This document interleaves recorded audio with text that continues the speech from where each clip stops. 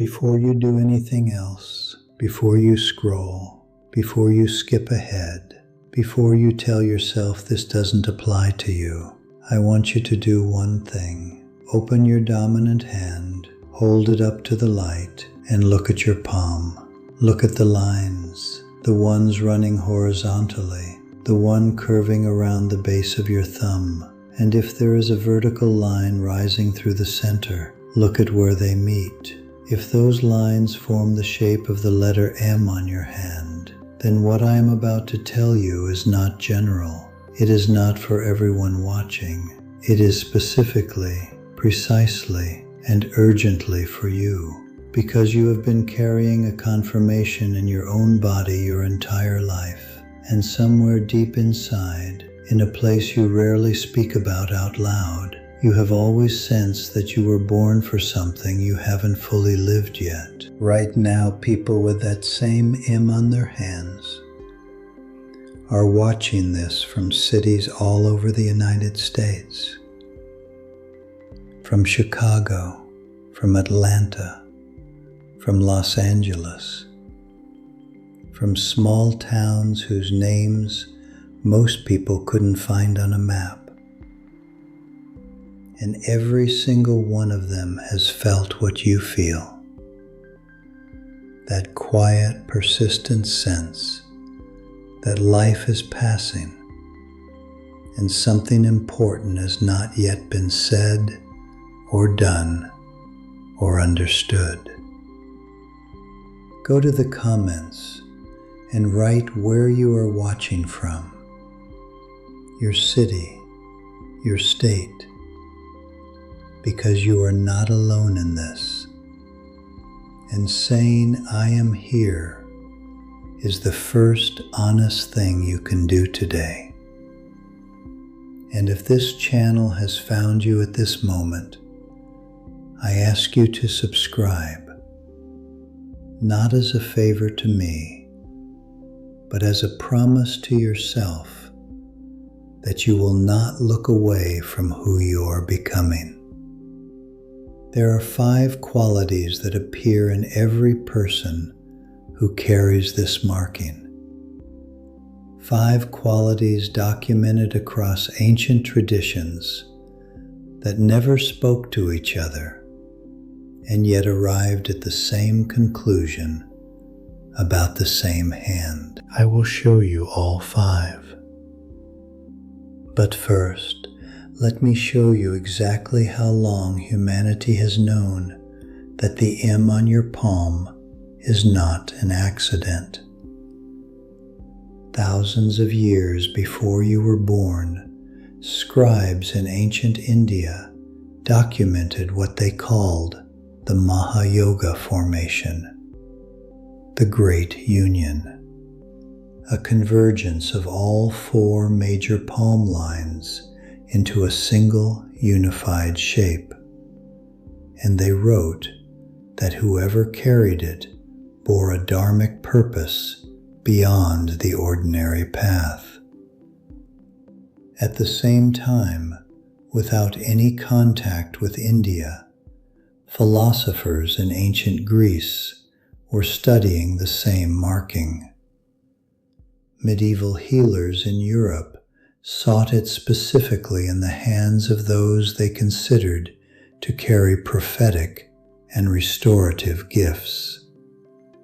And scholars who have since studied these traditions side by side, civilizations that never shared a language, never traded manuscripts, never sent messengers to each other, found that they had all arrived independently at the same conclusion about the same hand. When that happens in science, we call it convergent discovery, and we take it seriously. When that happens across the entire span of human spiritual history, we are no longer talking about superstition. We are talking about a pattern so consistent that humanity kept rediscovering it the way astronomers keep rediscovering the same stars. The letter M itself carries weight across cultures. In Hebrew, Mem is the letter of water, of hidden wisdom, of what flows beneath the surface unseen. In Arabic tradition, Mim carries the resonance of completion and depth. And what is extraordinary is that neither tradition arrived at this meaning by studying palmistry. They arrived at it through the nature of the letter itself, as if the shape and the meaning were always inseparable. Think of one person in your life you deeply admire, someone who navigates difficulty with a grace that seems almost unfair, someone others turn to without quite knowing why. Check their hands sometime. You may find exactly what I am describing. I want to be honest with you about something before we go further, because the title of this video made a promise, and I will not let you reach the end without understanding what that promise actually means. The urgent message is not a prophecy. It is not a prediction of greatness waiting somewhere in your future. What I am about to show you is something far more confronting than that, and far more liberating. There are 5 qualities that every tradition I have described attributed to the M formation. 5 qualities that I believe you will recognize not as descriptions of someone else, but as descriptions of something you have been living quietly, and in some cases painfully, your entire life. And by the time we reach the 5th one, I will tell you something about why this marking appears to run in certain family lines across generations. Something that reframes not just your own life, but the lives of people who came before you. Stay with me. The first quality is one you have probably never heard named correctly. Neuroscientists call it thin slicing.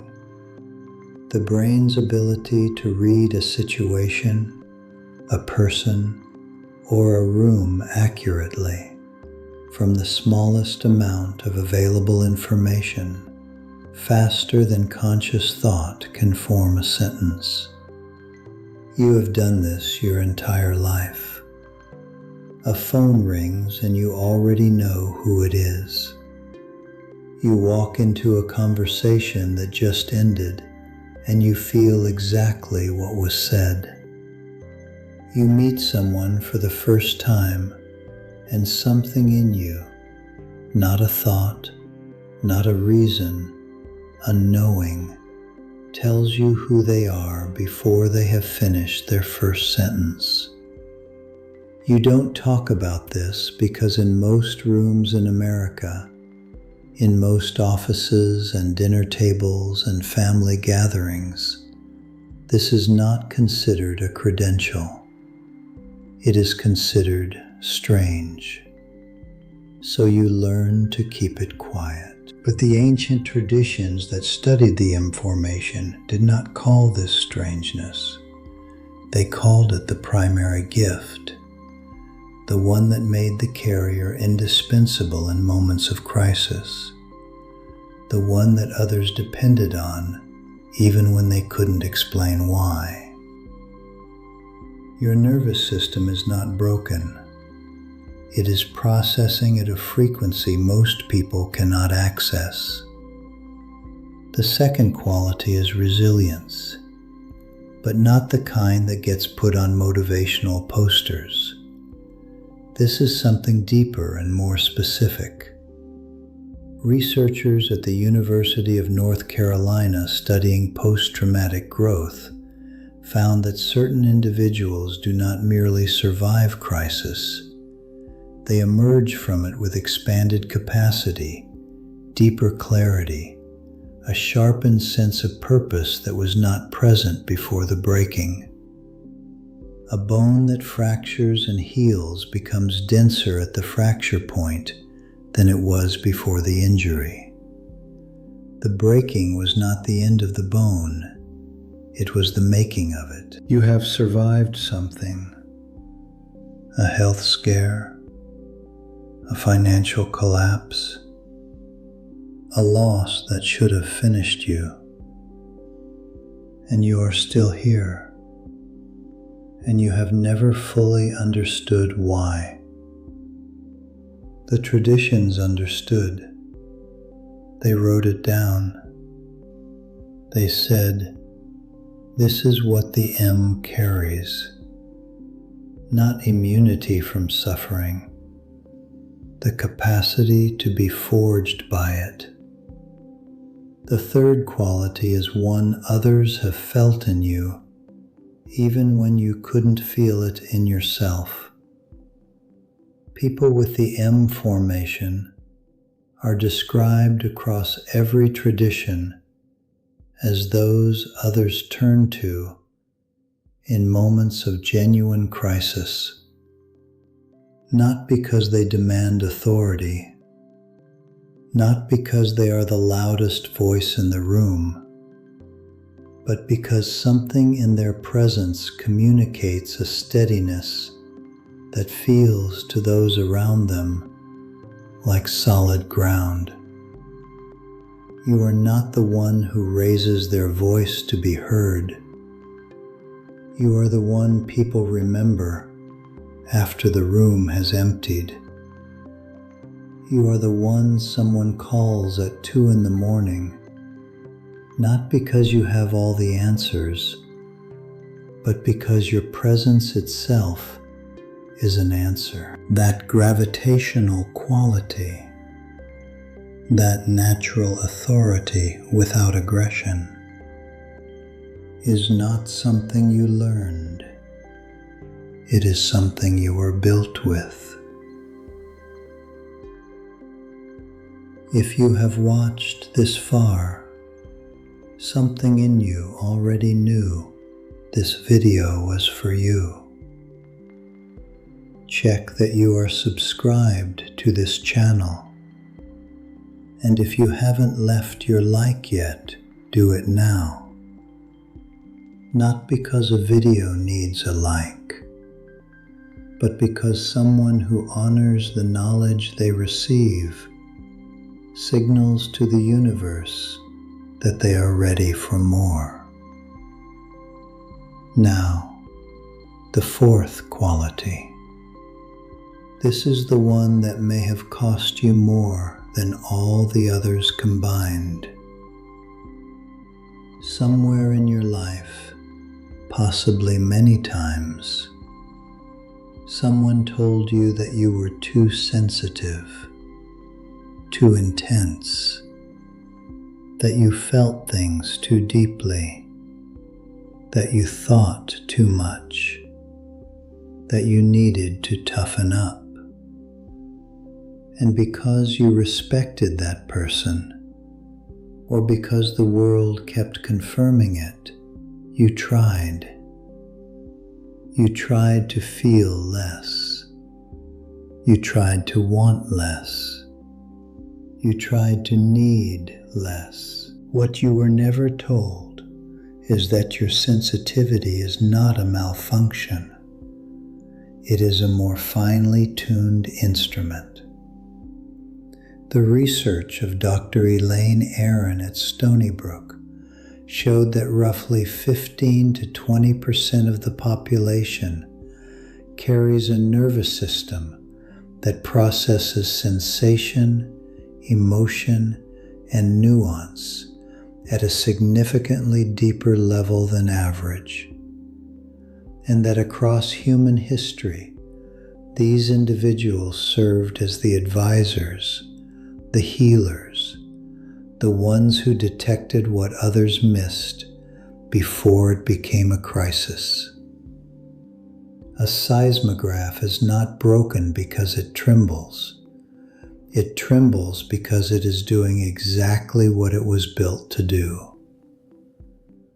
The room goes quiet here, not because there is nothing to say, but because some things need a moment to land without interruption.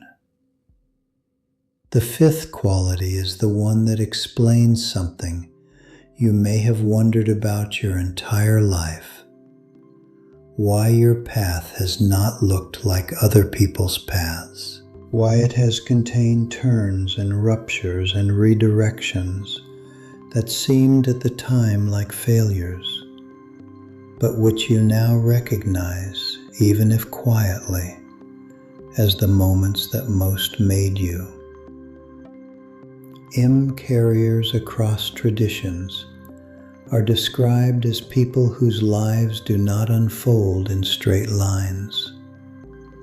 And the tradition does not offer this as consolation. It offers it as architecture. You cannot read the design of a labyrinth from inside it. You can only see the pattern from above. And there is something else. This formation appears to move through family lines. The grandmother who everyone said was gifted. The uncle who always knew things. The parent who survived what shouldn't have been survived. You did not begin this story. You are carrying it forward. There was once a woman in a small town who spent her life making maps. Not ordinary maps, but maps so precise and so alive that people traveled from across the country to commission them, because her maps seemed to capture not just the geography of a place, but its spirit. She was extraordinary at it. One evening, an old traveler came to her door and asked her to draw a map of her own land, the territory she herself lived in. She laughed. "I have never mapped my own land," she said. "I always assumed someone else would do it, or that it didn't need one." The old traveler looked at her hand. "Show me your palm," he said quietly. She opened it. He studied it for a long moment and then said, "You have been mapping every territory except the one that matters most. The M on your hand has been trying to tell you for decades. The land others are actually waiting for is the one inside you." She had no answer. But that night, for the first time, she sat down and began to draw. The urgent message is this. You clicked this title expecting to be told that greatness is coming, that the M on your hand is a promise of something magnificent waiting for you somewhere ahead. And I will not be cruel about this, but I will be honest. That is not the message. The message is that the greatness is not coming. It is already here, and has been here your entire life. And the most dangerous thing you will ever do is spend another year waiting for permission to live at the full weight of who you actually are. The waste is not in failing.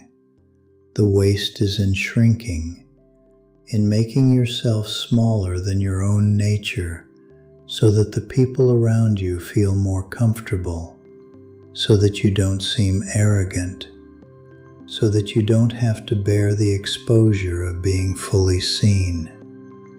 A compass does not create north, it finds it. The M on your hand did not create who you are. It points to something that was always already there. And the only question that remains, the only question that has ever remained, is whether you will finally stop pretending you don't know where north is. Place your hand, the one with the M, flat against your chest, over your heart, right now. Hold it there, not as a performance, as a recognition. Everything you have felt your entire life, the knowing, the surviving, the quiet authority, the sensitivity that cost you so much, the path that never looked like anyone else's. It was not confusion.